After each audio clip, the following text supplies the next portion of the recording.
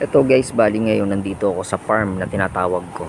Sa farm na punong-puno ng mga puno. Dito sa puno. Ayan.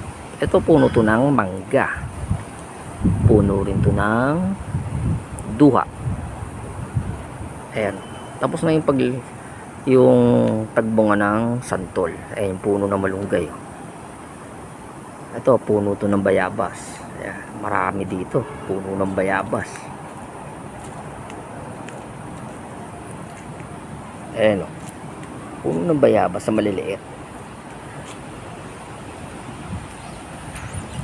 Ayan o, dahil puno ng bayabas. Ito, itong napakalaking to. Puno to ng santol. Tapos na yung paglagaan eh.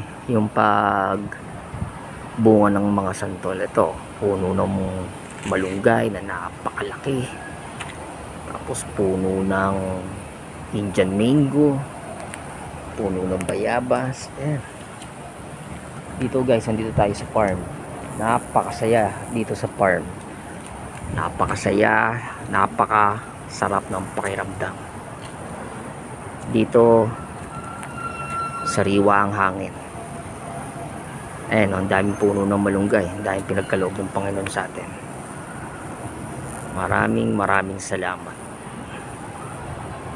sa mga bunga na pinagkaloob ng Panginoon sa atin.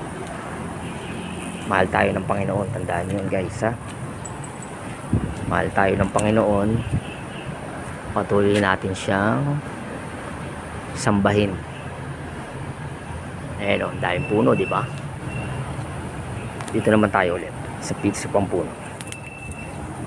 Ito, puno ng malunggay. Dami. Oh. Ayan o, puno ng Indian mango. Oh, ang dami o, puno ng Indian mango.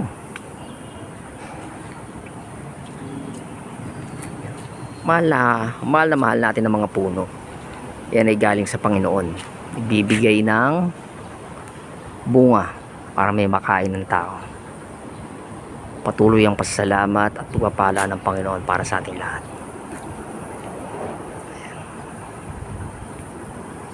Napakaganda dito sa farm.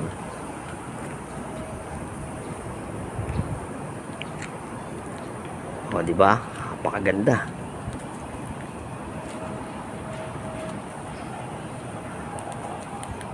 Ayan o, puno ng bayabas yan.